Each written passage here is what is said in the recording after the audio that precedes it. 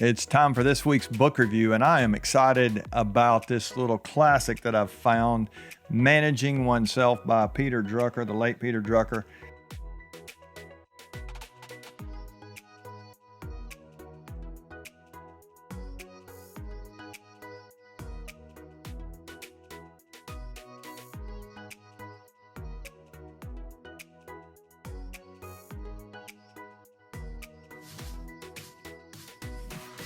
And this is a great little book. It's actually just a Harvard Business Review classic.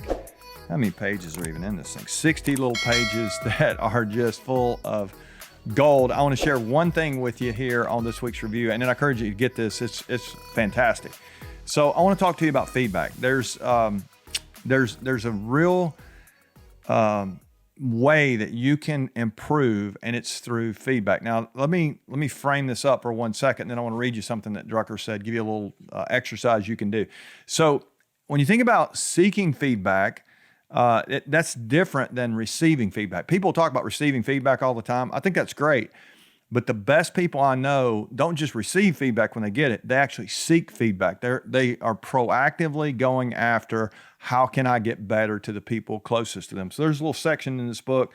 It's early on in this thing where Drucker gives an exercise. He says that for a couple of decades, he may have done it for longer than this, but he says that as of writing here, that he, for a couple of decades, would write down what he thought the results would be of a decision that he was making. As he made the decision, what do I think the results will be? And he said he built into his calendar, into his schedule, 9 to 12 months later, he would review those things. And he said he was always surprised at what he found out. It was not always, things didn't always turn out the way he thought they would, but the feedback from that was really great. And he said there's several implications for action when you follow feedback analysis. And he said the first thing it does is it focuses you or pushes you to focus on your strengths. And he talks about in here that people really are only able to add value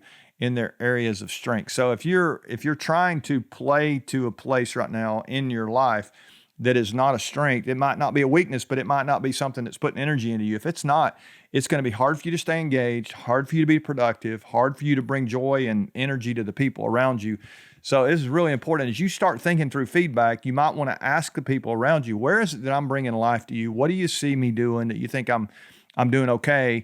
And are there some things that I'm doing that maybe you think I shouldn't be doing with my time as you consider what the highest and best use of your time? He says, go to work on acquiring the skills and knowledge you need to fully realize your strengths. I think when we do that, it puts us in a place where we really can add value. And he says one more thing here I thought was really good. He says, one should waste as little effort as possible on improving areas of low competence. How many of us, we get a test grade in an area where we hate the subject, or we get a performance review, and it's just we're in an area that's not really our strength when it comes to our job, and we spend all our time trying to improve an area that is not our competence.